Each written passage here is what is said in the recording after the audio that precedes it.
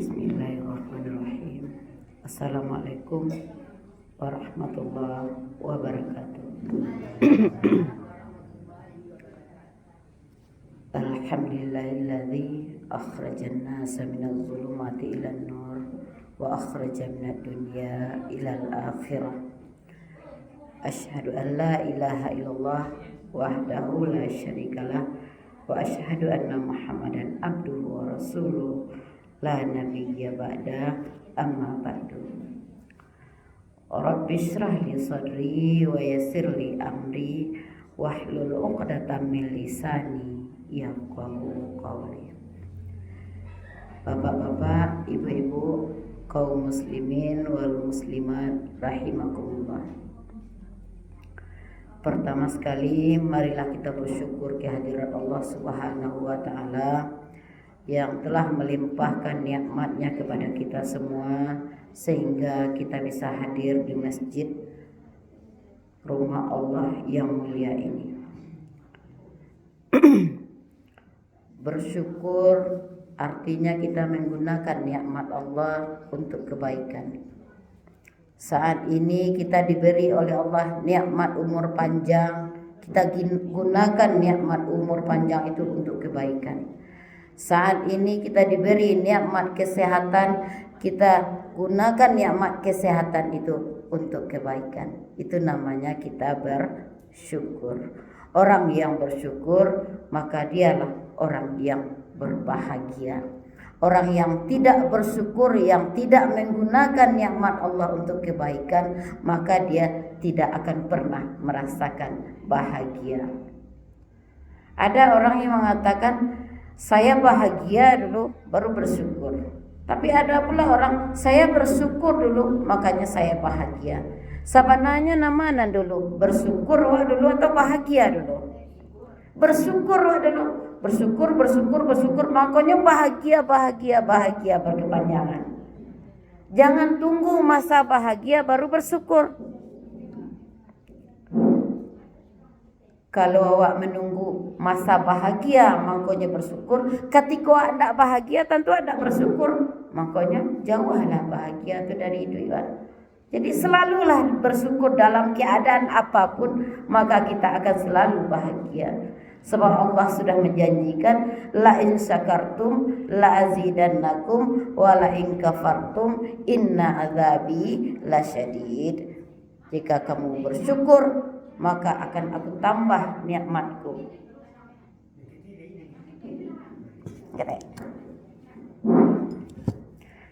Jika kamu tidak bersyukur, maka sesungguhnya azabku sangat pedih. Bapak-bapak, ibu-ibu, sidang jamaah yang berbahagia. Bersyukur artinya menggunakan nikmat untuk kebaikan. Orang yang tidak menggunakan nikmat Allah untuk kebaikan, maka dia akan memperoleh 3 kegelapan. Apa itu 3 kegelapan? Dia akan mendapati gelap dunia, dia akan mendapati gelap alam kubur, dia akan menghadapi gelap padang mahsyar. Dalam surat Thaha ayat 124 Allah telah berfirman, Bismillahirrahmanirrahim. Wa man a'rada an dzikri fa inna lahu ma'isyatan dhanka. Siapa yang berpaling dari peringatanku, kata Allah, maka sesungguhnya dia akan memperoleh kehidupan yang sempit. Kehidupan yang sempit kok kehidupan yang susah. Merasa susah saja kehidupan di dunia kok. Dia awak apa? Awak tidak bersyukur. Awak berpaling dari perintah Allah. Allah menyuruh awak bersyukur dalam segala keadaan. Awak tidak bersyukur. Bersyukur awak calik-calik awak katu. Makanya akan menghadapi kehidupan yang sempit. Kehidupan yang menyusahkan. Kemudian wa nahsyuruhu yaumal qiyamati a'ma, dan kami akan mengumpulkannya kelak pada hari kiamat dalam keadaan buta. Awak buta nanti di padang mahsyar. Sudahlah gelap, susah di dunia, susah pula di akhirat gara-gara awak tidak bersyukur, berpaling dari perintah Allah. Bersyukurlah kepada Allah. Awak ndak bersyukur wak celik-celik wakatu. Padahal bersyukur harus dalam segala macam keadaan. Agar kita selalu menjadi orang yang bahagia di dunia sampai ke akhirat. Selanjutnya salawat beserta salam kita kirimkan kepada arwah Nabi besar kita, Nabi besar Muhammad sallallahu alaihi wasallam. Allahumma salli ala Muhammad wa ala ali Muhammad. Orang yang banyak menyebut salawat berarti dia cinta kepada Rasulullah. Orang yang cinta kepada Rasulullah ada harapan baginya untuk masuk surga bersama orang yang dicintainya. Mudah-mudahan kita semuanya masuk surga bersama Nabi kecintaan kita, yaitu Nabi Muhammad sallallahu alaihi wasallam. Sekadar mukadimah, ambo cukupkan demikian saja. Bapak-bapak, ibu-ibu sidang jamaah yang berbahagia. Pada hariku kita berada pada tanggal 23 Rajab ya 1445 Hijriah. Dalam bulan Rajab kita biasanya memperingati satu hari besar umat Islam, yaitu peristiwa Isra dan Mi'raj. Dimana selama bulan Rajab umat Islam memperingati Isra dan Mi'raj. Segitu pentingnya memperingati Isra dan Mi'raj. Iyo penting sebab pelajaran sangat banyak yang bisa kita ambil dari peristiwa Isra dan Mi'raj. Apa itu Isra? Isra adalah perjalanan Nabi pada malam hari dari Masjidil Haram ke Masjidil Aqsa. Dari Masjidil Haram terletak di kota Mekah, Masjidil Aqsa terletak di kota Palestina. Sudah temangalai Mi'raj, perjalanan Nabi dari bumi menembus langit 7 lapis sampai di tempat yang paling tinggi, mustawa Sidratul Muntaha, sampai beliau menerima perintah salat. Kemudian turun lagi ke bumi, kemudian sampai lagi di kota Mekah setengah jam menjelang waktu subuh. Bara lamunya perjalanan tuh salamu sepertiga malam. Malam 2 balik jam, 2 balik bagi 3 ampe. Perjalanan Isra Mi'raj itu cuma 4 jam. Sebuah kejadian yang luar biasa yang diberikan oleh Allah kepada Nabi kita, Nabi Muhammad. Kira-kira apa pelajaran yang bisa kita ambil dari peristiwa Isra Mi'raj itu? Yang pertama adalah kita harus percaya pada keajaiban Allah. Siapa yang magia keajaiban dalam hidup itu? Allah. Orang yang tak percaya pada keajaiban Allah, tandanya dia kurang iman.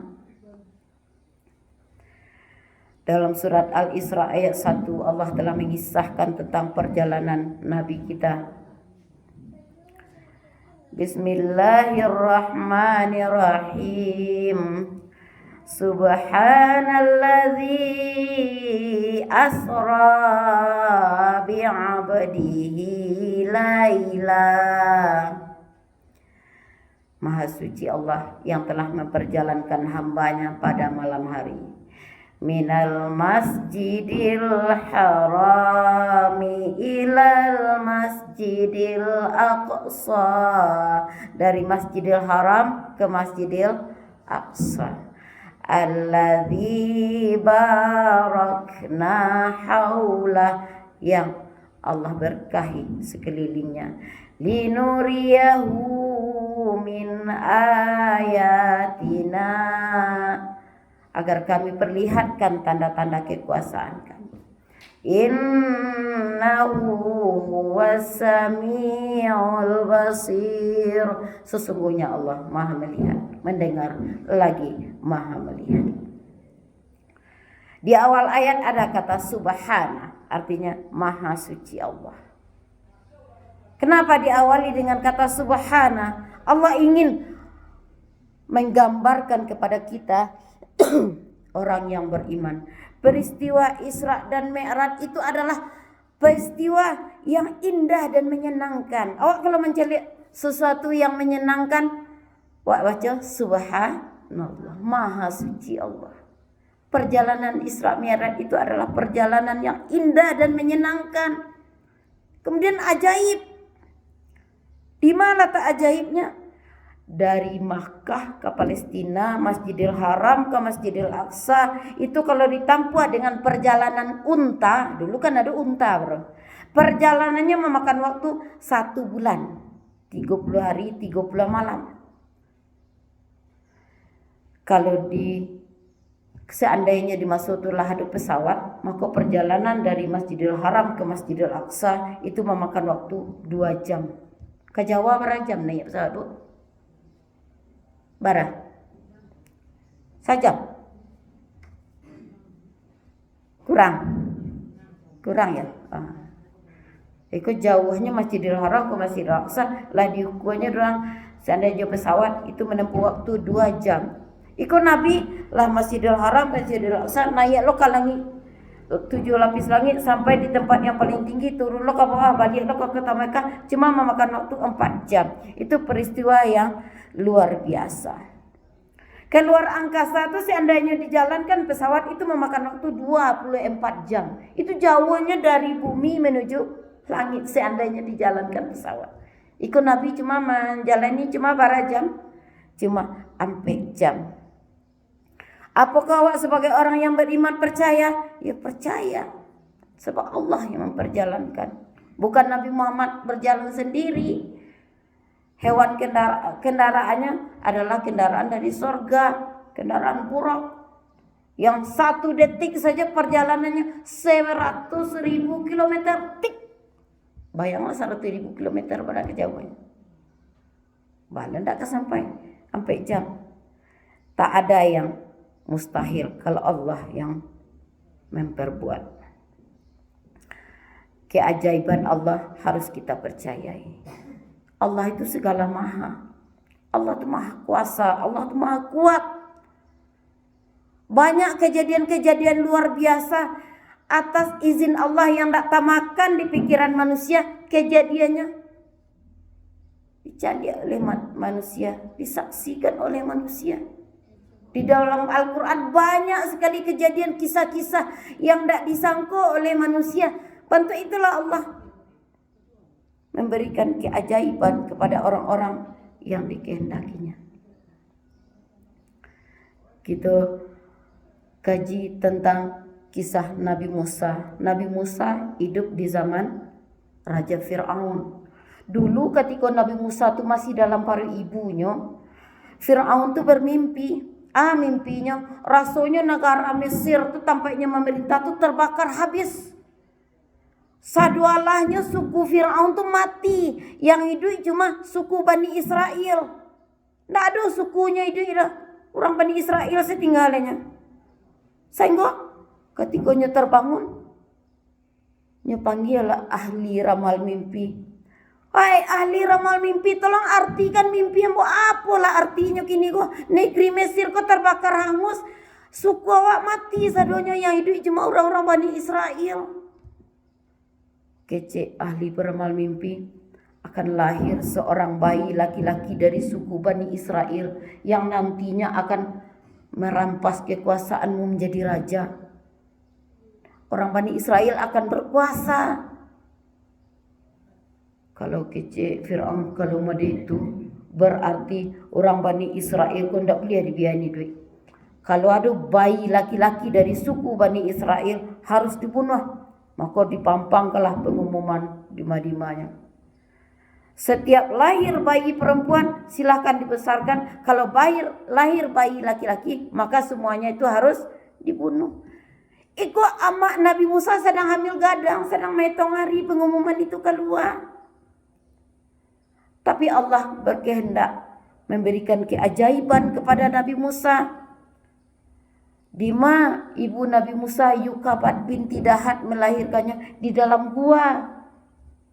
Dibawanya di Imran Nabi Musa itu istrinya ke dalam gua, di dalam gua melahirkan. Pulang balik nyilau ke dalam gua. Kemudian Allah dia petunjuk kepada bapak Nabi Musa, Imran. Hai Imran, buihkan peti untuk anak engkau, masukkan ke dalam peti itu, sudah tuh tutup di hatinya, agia apa? Agia lubang angin supaya ini punya udara untuk bernafas. Hanyutkan di sungai Nil. Sebenarnya ketika itu ndak tega ke, Yukabat binti Dahat amak Nabi Musa ke manyi anaknya.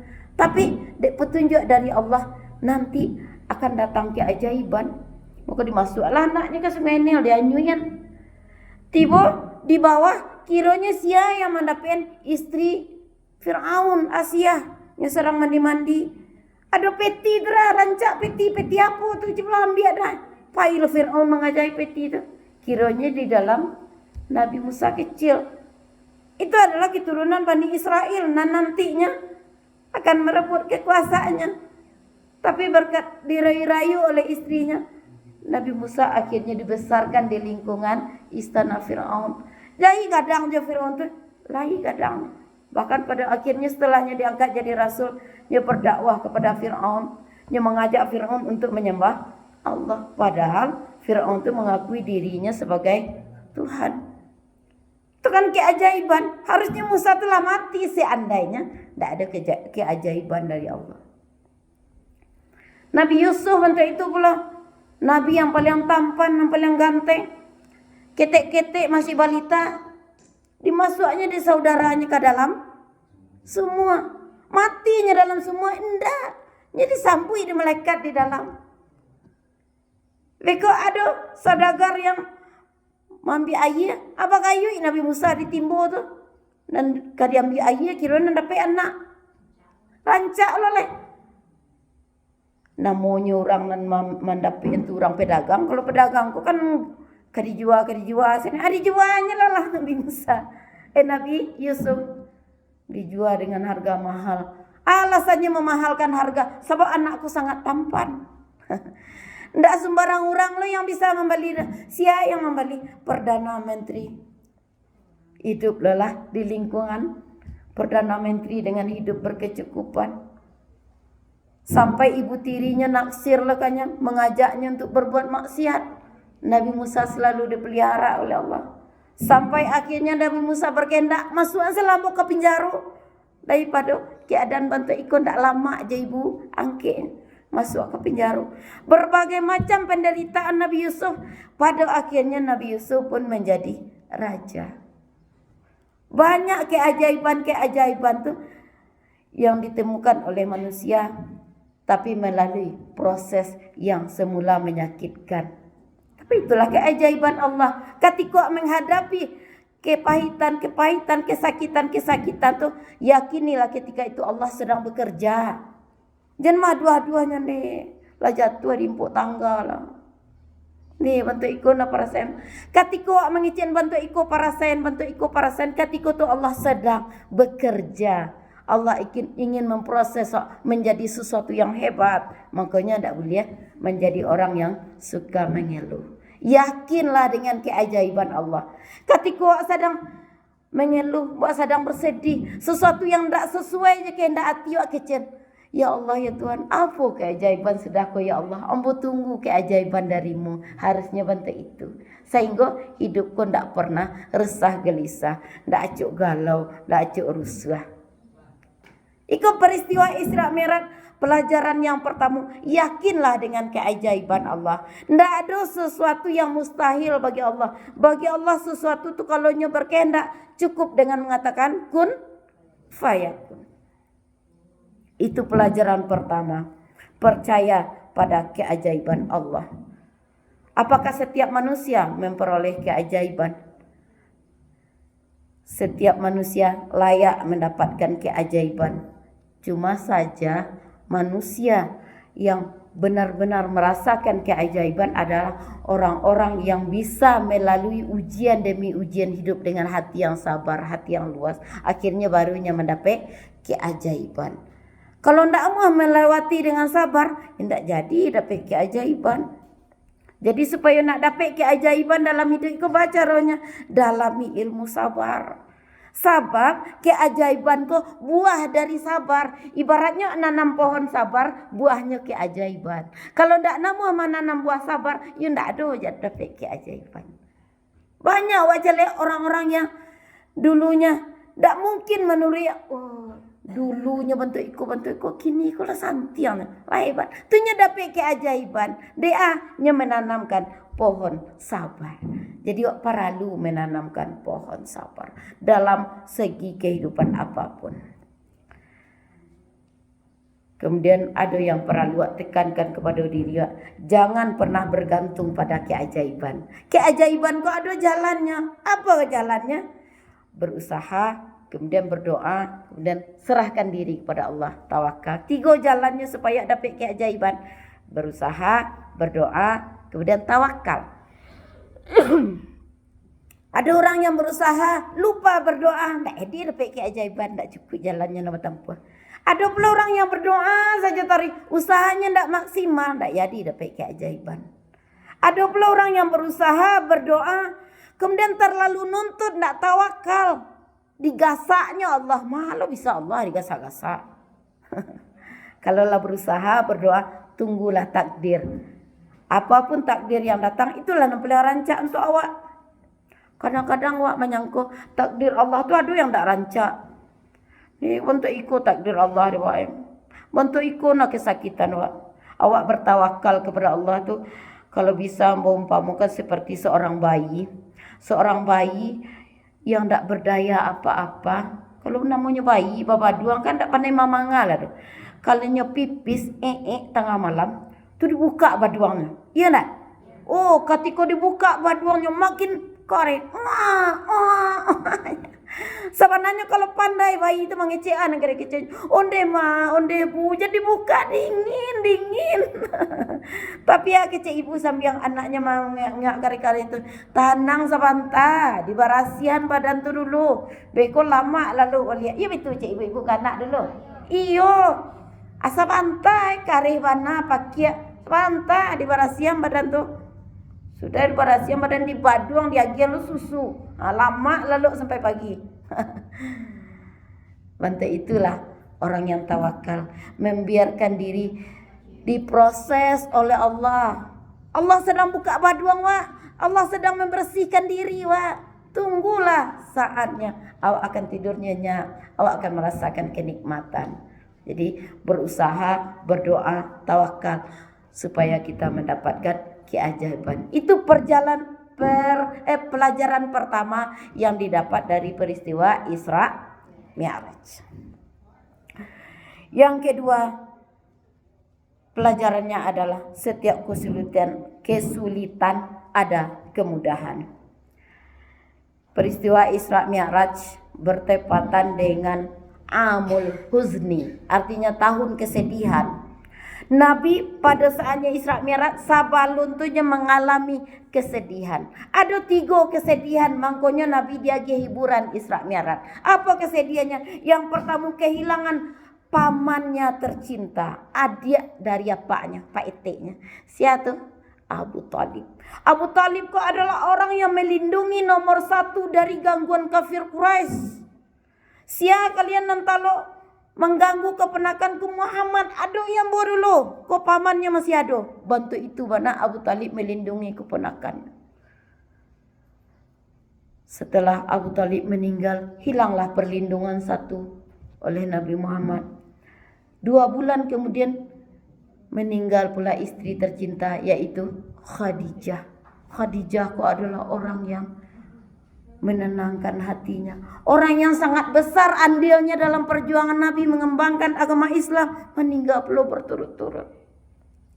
Lah 2 kesedihan yang sangat membuatnya bersedih. Dan ketiga apa kesedihan Nabi Muhammad mengko dinamakan tahun tu Amul Huzni. Ketika tu Nabi Muhammad berdakwah ke kampung bakunya. Ambo kampung baku ambo di Balai Gurah. Bayang saya ambo berdakwah ke Balai Gurah. Nabi Muhammad berdakwah ke kampung bakonya kota Taif. Jangan disambut dengan baik. Sadualahnya orang kota Taif tu dikomando oleh seseorang, sadualanya ambil batu pungkangi Muhammad sehingga kaki beliau berdarah-darah. Ketika itu sakit hati Nabi Muhammad. Enggak. Bahkan Jibril datang kepada beliau, "Ya Muhammad, jahit bana orang kampung baku engkau ya Muhammad." Padahal Abdullah ya engkau orang kota Taif. Itu saudara-saudara dari keluarga besar dari Abdullah ayahmu. Jahit bananya.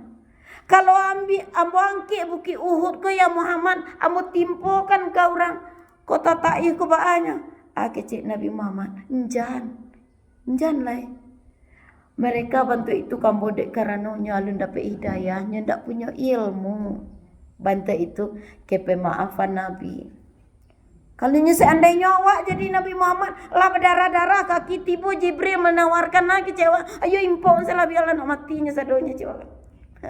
Tapi tidak begitu dengan Nabi Muhammad. Begitu terpujinya akhlak Nabi kita Muhammad sallallahu alaihi wasallam. Setelah peristiwa yang 3 itu, maka Nabi Muhammad diisra dan mi'rajkan oleh Allah Subhanahu wa ta'ala. Apa kejadian sesudah itu, sesudah Isra Mi'raj? Dengan adanya peristiwa Isra Mi'raj itu, maka kenabian Muhammad semakin kokoh, kemudian beliau berdakwah lebih tenang, kemudian tawakalnya kepada Allah semakin kuat. Itu keuntungannya setelah beliau pai Isra Mi'raj, semakin dakik hubungan batin beliau kepada Allah. Bertemu oleh beliau keadaan yang diterangkan oleh surat Al-Insyirah ayat 5 dan 6. Bismillahirrahmanirrahim.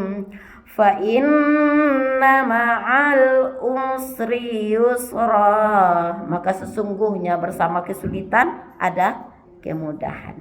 Ditegaskan oleh Allah waliya. Inna ma'al usri yusra. Sesungguhnya bersama kesulitan betul-betul ada kemudahan. Hadapilah kesulitan tapi kau ada kemudahan.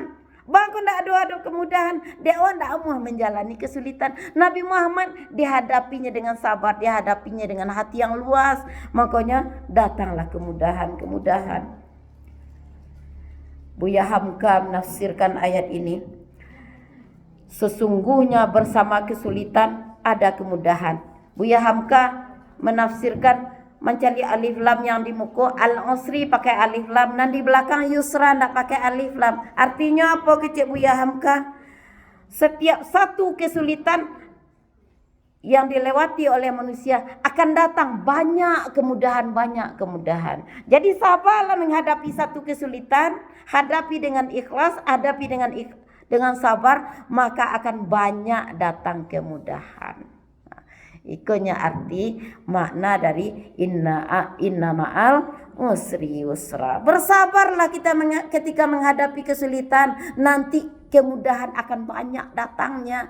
Tidak satu kesulitan satu kemudahan lah, satu kesulitan banyak kemudahan. Tapi syaratnya bersabar dan ikhlas.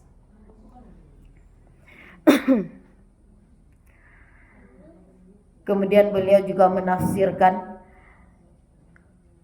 keajaiban yang didapat oleh manusia, buah dari kemudahan yang didapat oleh manusia itu sesuai dengan tingkat kesabaran. Semakin tinggi tingkat kesabaran manusia menghadapi kesulitan, semakin besar pula kemudahan. Jadi ada orang yang lain sabar, tapi sabarnya tidak penuh, maka kemudahannya pun seketek. Ada orang lah sabana-bana, istilahnya lah bermandikan peluh, bermandikan air matanya, berdarah-darah lukanya, nyejalani saja, biarlah nyesarahkan ke Allah, akhirnya bermandikan nikmatnya. Semakin banyak kesusahan yang hadapi dengan ikhlas, maka semakin banyak pula nikmat yang menanti. Ibarat orang menggali sumur, semakin gadang batu dalam sumur, kalau diungkit akan semakin gadang pula mata air. Kalau ketik batu dalam sumur, ketik pula mata air. Biasanya kata itu. Seperti itulah iktibar yang Allah berikan kepada orang. Dalam surat Yunus ayat 12 Allah telah berfirman, Bismillahirrahmanirrahim. Wa idza massal insana dhurru da'ana li jambih. Apabila manusia ditimpa kesusahan, dia berdoa kepada kami dalam keadaan berbaring. Au qa'idan au qa'ima, dalam keadaan duduk ataupun dalam keadaan berdiri. Falamma kashafna anhu durrahu marraka allam yad'una ila durrim massah. Setelah hilang kesusahan itu darinya, dia kembali lagi ke jalan yang sesat, seolah-olah dia tidak pernah berdoa kepada kami untuk menghilangkan kesusahan yang menimpanya. Banyak manusia bentuk itu. Ketikanya susah, berdoanya ke Allah. Ketikanya tak ada susahnya, lupa je Allah. Itu orang tak sabar. Ketikanya susah, seolah-olahnya taat. Datang kepada Allah. Salatnya teratur, dia susah. Ya Allah, bantulah ya Allah, bantulah ya Allah. Setelah lepas dari kesusahan, dia tak acuh kepada Allah. Sama saja dia menjadikan Allah sebagai tukang tambah benen. Lihatlah tukang tambah benen di tepi jalan tu. Bila orang datang kanya, ketika bannya bocor. Ketika ban tak bocor, lihat ada orang singgah kanya. Ndak. Jangan bantu itu ke Allah. Jangan pernah jadikan Allah sebagai tukang tambal benen. Ya Allah, benen bocor. Ya Allah, tolong tambah. Ketika benen tak bocor, nak kenal ya Allah. Ini bukan sifatnya orang-orang beriman. Makanya kata Ibnu Athaillah dalam kitab Al-Hikam, ujian dalam hidup ini sebenarnya bukan kesulitan. Allah mau uji keimanan waktu sabana-bana ujian itu bukan ketika sulit, tapi ketika senang.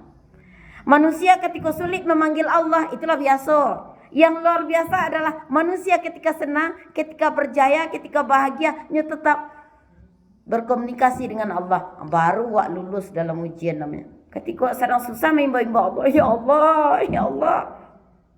Sudah terlalap dari itu, wak lupa ya Allah. Itu tandanya tak lulus dalam ujian. Jadi mengingat Allah itu dalam keadaan suka dan duka. Ketika miskin dan kaya. Ketika sehat dan sakit. Ketika sakit membawa Allah. Ketika sehat, imba ya Allah. Jadi berkomunikasi dengan Allah dalam keadaan apapun, setiap saat. Itu pelajaran yang kedua dari peristiwa Isra Mi'raj. Setiap kesulitan ada kemudahan. Nabi lah mendapat kesulitan-kesulitan, kemudian dia kemudahan. Di Isra Mi'raj kan, kemudian tambah lancar dakwahnya mengembangkan agama Islam di muka bumi. Yang ketiga, pelajaran terpenting dari peristiwa Isra Mi'raj adalah pentingnya salat.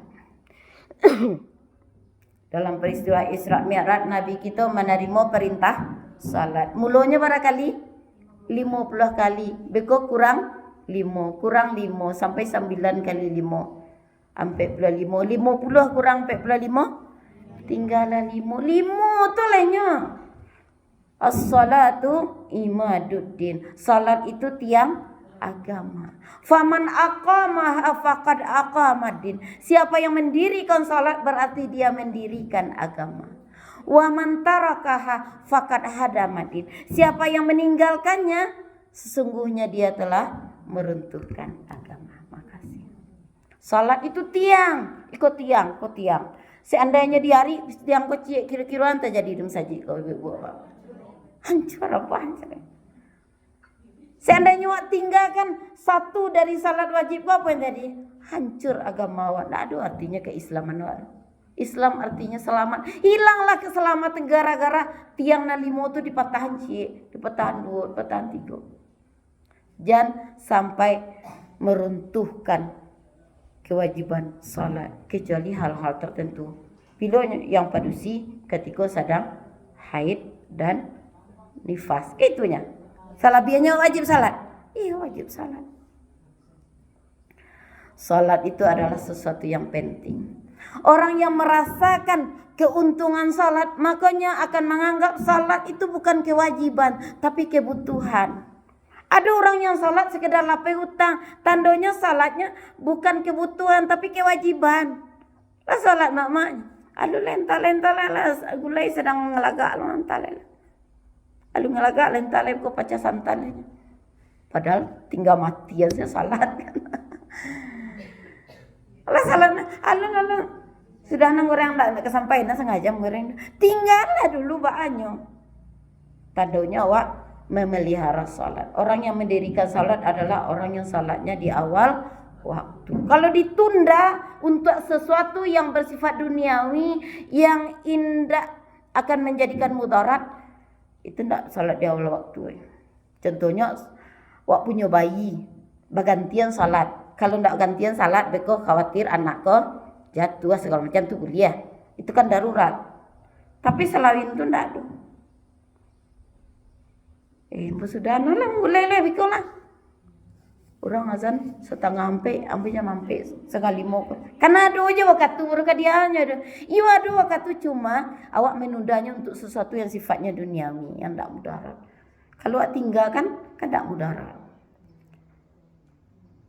Orang yang tahu dengan keuntungan salat, dia butuh untuk salat. Dia tidak merasa wajib untuk salat, dia merasa butuh. Ambo kalau tidak salat tidak senang lah tiap mode. Antilah dulu salatlah dulu. Kalau lah salat senang lo hati. Ada orang yang cek betul itu. Iya, tandanya dia salat itu kebutuhan. Ada orang yang mengatakan salat itu kewajiban. Lazan lo hari, lazan lo orang itu kewajibannya. Malah lo orang azan. Padahal orang azan dek waktu lah masuk. Jadikan salat itu sebuah kebutuhan, jangan kewajiban. Orang yang menjadikan salat itu sebagai kebutuhan sama saja dengan mengetuk pintu Allah. Siapa yang mengetuk pintu Allah, maka Allah bukakan pintunya, maka Allah berikan rahmatnya, nikmatnya kepada orang tersebut. Orang yang salatnya selalu di awal waktu. Salatnya betul-betul karena dia butuh, bukan karena merasa wajib. Butuhnya salat untuk ketenangan jiwanya. Salat adalah akses mudah untuk menemui Allah. Allah kok kan raja di raja. Awak kalau menemui seorang raja, seandainya negara awak kok masih dipimpin raja, awak kan menemui raja tu payah ndak caranya? Payah. Di pintu gerbang itu ngecek lo ka satpam, lo mau ketemu je raja. Beko di pintu masuk itu kecek lo. Ada orang duduk muka mau ketemu je raja. Lah berjanji itu. Raja, manusia yang jadi raja. Iko raja dari sekalian alam. Baca lo menemui mudah salat. Wak tinggal ngecek. Di toko pintu Allah, benar Allah buka, ngecek lah apa yang kena kecian. Segala yang mau ucapkan ketika salat semuanya berisikan doa. Iya enggak? Doa, sadunya permintaan kepada Allah. Salat adalah sesuatu yang terpenting. Salat itu ibaratnya kepala dalam tubuh manusia. Manusia yang tidak salat semuanya manusia tidak berkepala. Lain manusia aja namanya, tidak manusia. Bayanglah orang berjalan tidak ada kepalanya. Takut tidak? Orang yang tidak salat, yang tidak mendirikan salat adalah manusia yang mengerikan. Manusia-manusia yang kehilangan akhlak itu manusia itu tidak benar salatnya. Bangku jahitnya, bangku kejamnya ke orang lain. Salatnya tidak benar. Seandainya salatnya benar, maka perilakunya akan benar. Manusia berkepala. Nampak di mata Allah berkepala, tapi kepala itu tidak ada isinya. Itu manusia-manusia yang salatnya tidak benar. Salat itu adalah sesuatu yang penting. Lambang keimanan seseorang terlihat dari salatnya, kualitas salatnya. Salat itu nanti di akhirat adalah amalan pertama yang akan dihisab. Yang akan dihitung salat tuh. Kecil Nabi dalam sebuah hadis, inna awwala ma yuhasabu bihil abdu salatuhu. Inna awwala ma yuhasabu bihil abdu yaumal qiyamati salatuhu. Sesungguhnya amal pertama yang akan dihisab pada hari kiamat adalah salatnya. Apabila rancak salatnya, maka rancaklah sekalian amalnya. Kalau buruk salatnya, buruklah sekalian amalnya.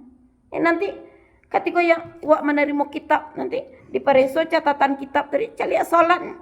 Subuh, zuhur, asar, maghrib, isya, rancak. Alah, di bawah tu bawa rancak sana. Wak lulus masuk ke saruko. Tapi ketika wak dicari rapor subuh, zuhur, asar, maghrib, isya, lalai sadionya. Sembahyang subuh pukul 6 kurang 10. Sembahyang 2 pukul 2 lewat 20. Sembahyang asar 5 kurang seperampe. Sembahyang maghrib 7 kurang 5. Sembahyang isya kurang lampiasan subuh. Lalai sadalanya. Maka catatan yang di bawah pun tak bawa buruk. Sebab apa? Yang salat, yang catatan yang di atas itu yang menentukan. Ra'sul ibadah. As-salatu ra'sul ibadah. Salat itu kepala ibadah. Kalau lah rancak kepala, rancak sampai ke bawah. Kalau buruk kepala, buruk sadonya sampai ke bawah. Maka peliharalah salat.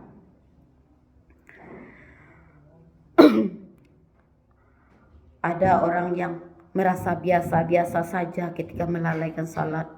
Biasa saja. Kadang sedang mau tauta, terang orang azan. Kemanti nota sedang lama. Taruh ya mata adalah. Para mau tak gila kemudian ke jong kepunanya. Lah setengah 2 orang udah semelu aja lah. Ikut lalai. Ada pula orang yang lalai dalam penghayatan. Sehingga salatnya tidak terasa apa-apa. Salat bacanya tak serius. Munculnya lagi magaribi membaca sesuatu, tapi pikirannya jauh dari sesuatu yang nya ucapkan. Awak salat kok harus lahir batin. Mulai awak manggari, hati awak harus manggari lo. Mulai awak manggari, hati awak mengecek lo sesuatu nawak gari yang dimului tadi. Inna salati, sesungguhnya salatku kejati. Wa nusuki, dan ibadahku. Wa mahyaya, dan hidupku. Wa mamati, dan matiku. Lillahi rabbil alamin. Hanya untuk Allah Tuhan semesta alam. Muncul mengecianan Arabnya, disiko ngecianan Indonesianya atau nan Minang. Ia dipahami di hati. Sehingga bacaan itu batu-batu. Inna salati wa nusuki wa mahyaya wa mamati lillahi rabbil alamin. Makanya disunatkan membaca bacaan salat itu dengan tartir, perlahan-lahan, jangan tak kaja-kaja. Sesuatu yang tak kaja-kaja berasal dari setan. Ada orang sembahyang subuh 2 rakaat 2 menit. Paralah kecapeknya bacanya tuh.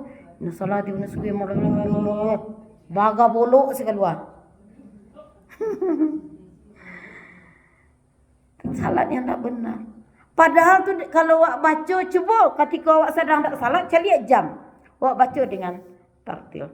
Inni wajjahtu wajhiya lillazi fataras samawati wal arda hanifam muslimau wa ma ana minal musyrikin. Bantu itu sekecepatannya tuh paling pendek waktu utamakan 2,5 menit. 1 rakaat 2,5 menit.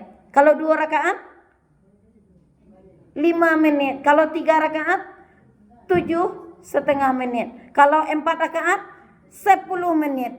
Malah bisa sembahyang 3 menit, 2 menit. Sudah mak sembahyang lu Allah. Itu sentase. Ibrana kelambungnya ketika bawah. Tandanya bacanya ndak tartil. Banyak Allah menerima doa awak sementara ngeceknya ndak elok-elok. Cubalah anak awak minta piti kau awaknya ngecek capek-capek. Bu minta piti balik buku baliko. Capeknya. Kecil. Nak bagi cek kau. Nasi lambe, nasi ketek coba kan. Bantu itu pula lah ibaratnya awak salat. Ucapkanlah permintaan itu dengan tartil, rancak-rancak. Apa sopan-sopan mengecek tuh. Bismillahirrahmanirrahim. Alhamdulillahi rabbil alamin. Ar-Rahmanirrahim. Ada orang sembahyang tarawih 20 rakaat dalam 7 menit. Bayangkan. Terang ada yang bawa imamnya. Bismillahirrahmanirrahim. Amin. Apa yang dibaca? Itu mengecek je Allah. Tak bergarah-garah salat. Itu untuk bergarah-garah jadinya. 20 rakaat 7 menitnya. Baralah kecapeannya. Tandanya awak ndak rancak dalam salat, lalai dalam penghayatan. Ndak boleh lalai dalam waktu, ndak boleh lalai dalam penghayatan. Di waktunya pas surang azan, awak langsung hentikan kegiatan, langsung dirikan salat. Lalai dalam penghayatan, apa yang diucapkan oleh mulut, usahakan hati kita mengikuti. Kalau ndak mau itu, awak akan menjadi orang munafik. Sementara orang munafik itu terletak pada lapisan paling bawah dari neraka. Sifat salat orang munafik itu ba'ah. Dalam surat An-Nisa 142 Allah menjelaskan, Bismillahirrahmanirrahim. Innal munafiqina yukhadi'una Allah wa huwa khadi'uhum. Sesungguhnya orang-orang munafik itu merasa menipu Allah, padahal sebenarnya Allah menipu mereka. Bagaimana mereka salat? Wa idza qamu ila shalah qamu kusala. Apabila mereka mendirikan salat, mereka berdiri dengan rasa malas, tak jati, asal-asal saja. Yura'unan nas, mereka ria karena ingin dilihat manusia. Salat karena sagannya sianu. Ria, tak ada artinya salat dengan ria. Wala yadhkurunallaha illa qalila. Mereka orang munafik itu tidak ada mengingat Allah dalam salatnya kecuali cuma sedikit. Sakit mananya ingat Allah. Itu tandanya tergolong orang munafik. Usahakan kalau ada talayang pikiran dalam salat, balian dia ke bacaan salat. Jangan dipaturian. Akhirnya awas ketek mengingat Allah. Alah sama aja orang munafik. Tapi tiba aja nyoba tu. Balian dia balik ketika lah tak sadar balian. Awak kan lupa membalian kau papaturian. Kadang sesuatu nan hilang berpikir-pikir dalam salat. Ketika sujud udah tekan alayu sinan telah tak ambil dia lebih balian utan. Alayu sinan kunci telah sesuruhan. Awak pikir-pikir dalam salat. Wak memperturutkan khayalan yang dia oleh setan. Dalam surat Al-Ankabut ayat 45 Allah telah berfirman, Bismillahirrahmanirrahim. Utlu ma uhiya ilaika minal kitabi wa aqimis shalah. Bacalah apa yang telah kami wahyukan kepadamu berupa Alkitab dan dirikanlah salat. Inna salata tanha 'anil fahsya'i wal munkar. Sesungguhnya salat itu mencegah perbuatan keji dan munkar. Wala dzikrullahi akbar. Sungguh-sungguh mengingat Allah itu besar manfaatnya. Wallahu ya'lamu ma tasna'un. Allah mengetahui apa-apa yang kamu perbuat. Awak kalau betul-betul mendirikan salat, maka tingkah laku akan benar, ucapan wa akan benar, pikiran wa akan benar, hati wa akan benar. Sadu Allahnya dari ujung rambut sampai ujung kaki berbuat sesuatu yang benar. Tandanya wa lah mendirikan salat. Kalau masih banyak je yang salah-salah, tandanya salat doa perlu dikoreksi. Alun wak lain mendirikan salat. Bisa jadi wak lalai dengan waktu, bisa jadi lalai dalam penghayatan. Benarnya salat seseorang terlihat dari sucinya jiwa seseorang. Hatiku berasia kalau awak lah benar salat wak. Ndak ada di sikoko dangki, ndak ada tinggi hati, ndak ada busuk hati. Ndak ada merasa tinggi, merasa labiah pada orang. Tandanya salat wak lah benar. Tapi kalau ada ya perasaan yang buruk-buruk di dalam kau, dilahirkan atau ndak dilahirkan, itu tandanya salat wak ndak benar. Jika awak merasakan sesuatu yang buruk dalam diri, maka koreksi balik salat. Perbaiki salat, perbaiki salat. Dalam sebuah hadis Nabi mengatakan, malam tanhahu salatuhu anil fahsya'i wal munkar, barang siapa yang salatnya masih belum dapat mencegah dirinya dari keji dan mungkar, lam tazidhu minallahi illa bu'da, maka tiada lain ia akan bertambah jauh dari Allah. Kalau tidak tercegah dari perbuatan keji dan mungkar, jangan ketambah dakik ya Allah, malah tambah jauh. Maka mari kita sampaikan kepada jiwa kita masing-masing bahwa salat itu adalah sesuatu yang penting. As-salatu rasul ibadah. Rancak salat maka ibadah yang lain tak bawa rancak. Buruk kualitas salat maka yang lain pun tak bawa buruk. Itu pelajaran dan katigo dari Isra dan Mi'raj. Yang keempat, pelajaran terpenting dari Isra Mi'raj adalah persahabatan sejati. Ketika Nabi selesai mengalami peristiwa Isra Mi'raj, maka beliau menyampaikan peristiwa yang beliau alami. Siapa yang membenarkan pertama sekali? Sahabatnya Abu Bakar. Sehingga beliau yang pertama membenarkan peristiwa Isra Mi'raj, maka diletakkanlah kepada beliau gelar As-Siddiq, ya, orang yang pertama membenarkan. Abu Bakar ini adalah sahabat sejati Rasulullah. Beliau membenarkan peristiwa Isra Mi'raj tanpa perlu mengkonfirmasi, bertanya balik ke Nabi Muhammad.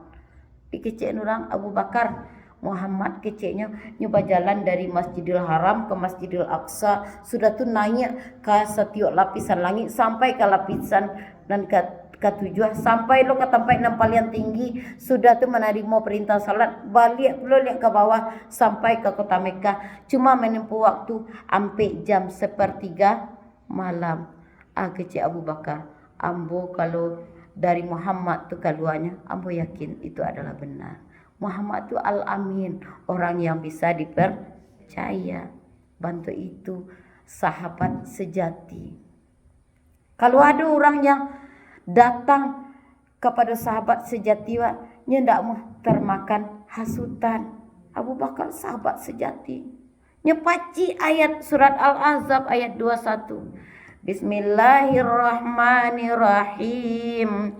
Laqad kana lakum fi rasulillahi uswatun hasanah. Sungguh telah ada pada diri Rasulullah itu contoh teladan yang baik. Liman kana yarjullaha wal yawmal akhir. Bagi orang-orang yang mengharapkan ridha Allah dan kebahagiaan hari akhir. Wa dzakarallaha katsira. Mereka mengingat Allah banyak-banyak. Nya yakin Muhammad itu adalah contoh teladan yang baik. Beliau bukan pendusta, beliau bukan pembohong. Semua yang beliau sampaikan pastilah benar. Itu seorang sahabat sejati. Tidak meragukan kejujuran dari sahabatnya. Sahabat sejati adalah sahabat yang mampu menguatkan roh perjuangan wak. Semakin kuat ibadah wak gara-gara wak punya sahabat itu, tandanya sahabat sejati. Sahabat sejati adalah sahabat yang membawa kita jalan ke surga, bukan orang yang membawa kita jalan ke neraka. Carilah kawan yang membawa kita jalan ke surga, jangan mau berteman dengan orang yang menjerumuskan kita ke neraka. Bertemanlah dengan orang yang membawa kita naik. Jangan pernah berteman dengan orang yang membawa kita turun. Kalau semakin turun kualitas ibadah kepada Allah, untuk ada kek-dakek je orang tu. Kalau lama ngecek je orang ko, ndak dosa lo, ndak sahabat sejati terus. Contohlah persahabatan Abu Bakar dengan Nabi Muhammad. Semakin kuat wak jadinya dia awak punya sahabat sejati. Sahabat sejati ku ndak banyak. Jarang, langka yang menguatkan ibadah, yang menguatkan roh ibadah wak, roh hubungan wak ja Allah tu langka. Makanya pandai-pandailah memilih sahabat, kawan yang kau dakik-dakik. Kalau kawan mau tahu-tahu, kawan galak-galak banyak. Tapi kawan yang kadibawa berbagi cerita tentang duka cita jarang. Yang akan menguatkan wak ketika wak sedih, yang akan menguat wak ketika wak sakit, itu jarang. Carilah sahabat sejati seperti Abu Bakar Siddiq. Sahabat sejati adalah orang yang bersih jiwanya. Sahabat sejati itu tidak pendengki. Apa arti dengki? Senang melihat orang susah, susah melihat orang senang. Kalau ada orang yang SMS kawan, tandanya bukan sahabat sejati. Jauhi, akan mengikis iman yang ada di dadu. Jauhi orang itu. Tak usah berteman dengan orang pendengki. Kecik Nabi, iyyakum wal hasada. Jauhilah olehmu sifat dengki. Innal hasada ya'kulul hasanati. Sesungguhnya dengki itu dapat membakar kebaikan. Kama ta'kulun narul hatab. Sebagaimana api memakan kayu yang kering. Awak kalau memasak pakai kayu, kalau kayu tu kariang, capek tak apinya? Iyo. Awak bakar kebaikan atau kebaikan tu ibaratnya kayu yang kariang. Awak punya dengki itu capek habis. Nol jadinya nilai kebaikan wak gara-gara ada di situ penyakit dengki. Berteman dengan orang pendengki, kita akan menjadi seorang pendengki. Sebab seseorang itu sifatnya pasti menyamai sahabatnya. Jadi cari elok buruk orang ko jesia hanya berkawan dakik bisa dicari. Jadi hati-hatilah berteman, menjadikan seseorang itu teman dekat, teman sahabat sejati. Jesia ibu daki ambu daki jesia no tu. Oh itu rancak tu. Ni mengicik yang berlalu saya. Ni yang elok-elok ndak ada bergunjing, ndak ada makan, ndak ada madu segala macamnya. Itu baru dapat sahabat sejati.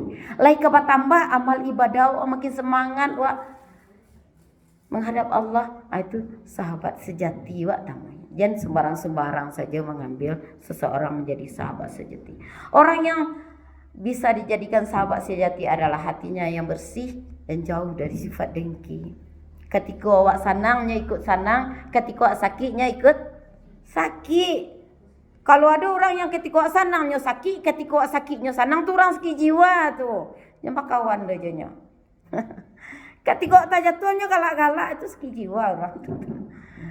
Ambo anak-anak SD kan ada tuh. Kebiasaan anak SD kalau terpeleset kawannya, nyut galak bersama-sama. Sianan galak tanda sakit jiwa kecewa. Orang yang sehat jiwanya ketika kawan, aduh, elok lah harusnya kan gitu. Nyok bayangkan seolah-olah dirinya yang mengalami. Tandanya sehat jiwa. Tapi kalau terpeleset orang galak, sakit jiwa orang yang galak tu. Jangan bakawan orang tu. Kemudian orang yang pantas dijadikan sahabat sejati adalah orang yang lisannya bersih. Berbicara tidak mudah menyinggung. Kan ada orang kok yang mengecek mudah menyinggung. Ada orang kok tipenya mengecek kare menyinggung. Ada orang kok ngecek lemah gemulai tapi menyinggung. Tidak ada nanelok. Jadi carilah orang yang lisannya bersih, tidak menyayat. Sekolahlah disayatnya tiwa. Kalau tak sayat tangan bisa ditunggu sehatnya ke seminggu, 2 minggu, sebulan hilang. Kalau hati nalah disayatnya susah sehatnya. Jangan berteman dengan orang lisannya suka menyayat. Al-muslimu man salimal muslimuna min lisanihi wa yadihi. Orang muslim dan sabana-bana muslim adalah apabila muslim lainnya merasa selamat dari gangguan lidah dan tangannya. Kalau tidak selamat wak dari mulut orang, tandanya bukan orang muslim yang sebenarnya. Jangan pernah dijadikan teman dekat, jangan pernah dijadikan sahabat sejati. Patron wak memilih sahabat sejati adalah kepribadian Abu Bakar Siddiq yang berasia hatinya, berasia lisannya. Orang yang memiliki sahabat sejati, maka kesalihannya makin hari makin meningkat. Kemudian sahabat sejati itu kalau menasehati, dia menasehati dengan cara yang baik. Karena ada orang menasehati tapi dengan cara yang tidak baik. Itu tak sahabat sejati tu. Karena ada orang ke menasehati. Bu Susi ada kan bu kecil ke bu Susi kue. Among ngicik nan elok tapi jangan tersinggung bu Susi ndak je. Anda usah salah kecilnya menjadi tersinggung kamu teman. Kan ada orang macam tu. Among ngicik nan elok tapi jangan tersinggung ndak. Anti salah kecilnya kata saya timbanya. Oh kalau kamu ngicik nan elok lama-lama kalau ngicik nan elok harus dengan menyayat hati orang. Apa pun ndak ada cara yang lain. Pasti ada cara yang lain menyampaikan nasihat yang tidak menyayat. Apalagi orang menyampaikan nasihat dia doan orang rami. Orang rami duduk sikap. Susi sikap duduk sikap. Ada nak kamu kecilnya. Turang menangis suruh. Lah merah pipi kan. Ika ndak menasihati. Itu bukan sahabat sejati. Itu orang nak kemenjatuhan awak nama tu. Kalau menasihati, bawa orang tu mengecek sampai matu. Sudah tu walaupun ngecek sampai matu agak-agak ini jangan sampai tersai hati orang, jangan terluka hati orang. Kalau lah terluka hati orang, payah sehatnya. Kalau luka di hati awak bisa lah awak mai elus-elus mau nyembuh-nyembuhkan. Tapi kalau luka di hati orang susah. Kadang-kadang awak merasa dia awak ketinggian, awak menasihati orang, ndak diagai orang kata luka. Seorang sahabat sejati ndak mungkin menasihati dengan melukai. Wa tawasau bil haqqi wa tawasau bis sabri. Saling menasihati dalam kebenaran, saling menasihati dalam kesabaran. Menasihati itu elok-elok. Itulah 4 pelajaran yang dapat kita ambil dari peristiwa Isra dan Mi'raj. Yang pertama, percaya pada keajaiban Allah. Yang kedua, yakin setiap kesulitan ada kemudahan. Yang ketiga, menyadari pentingnya mendirikan solat. Yang keempat, pentingnya memiliki sahabat sejati. Mudah-mudahan dengan peristiwa Isra Mi'raj kita pada hari itu ada perbaikan dalam diri awak. Perjalankan roh awak dari sesuatu yang kurang baik menjadi baik. Kalau awak merasalah baik, awak perjalankan jiwa awak dari yang baik menjadi lebih baik. Kalau menjadi lebih baik Allah kecil, wak usahakan memperjalankan diri dari yang lebih baik menjadi yang terbaik sehingga wak menjadi hamba yang dicintai oleh Allah. Kemudian untuk mengambil pelajaran tentang Mi'raj kan kata semakin kita eratkan hubungan kita kepada Allah, semakin erat hubungan kita kepada Allah, semakin kokoh langkah kita dalam menjalani hidup baik dalam keadaan suka maupun duka. Jangan pernah hilang iman ketika susah, jangan pernah hilang iman ketika senang, supaya nanti akhir kehidupan kita adalah husnul khatimah. Banyak orang yang hilang iman ketika susah, maka tidak bertemu husnul khatimah. Banyak orang yang hilang iman karena dia sudah kaya, sudah bahagia, makanya tidak bertemu husnul khatimah. Dengan peristiwa Mi'raj, kita mi'rajkan jiwa kita, kita semakin dekat dengan Allah, semakin sering berbicara dengan Allah, berkomunikasi dengan Allah, sehingga langkah kita semakin kokoh, iman kita semakin berurat dan berakar, sehingga kita menjadi hamba yang saleh dan salihah. Semoga kita semua memperoleh kematian yang membahagiakan, yaitu husnul khatimah. Allahumma akhtim ajalana bi husnil khatimah wa la tahtim ajalana bi su'il khatimah. Rabbana atina fid dunya hasanah wa fil akhirati hasanah wa qina azabannar. Fasubhanaka rabbil izzati amma yasifun wa salamun alal mursalin walhamdulillahi rabbil alamin. Terima kasih atas perhatiannya Bapak-bapak, Ibu-ibu. Salah dan janggal dalam penyampaian, hamba minta maaf dan segadang-gadangnya. Wabillahi taufiq wal hidayah. Wassalamualaikum warahmatullahi wabarakatuh.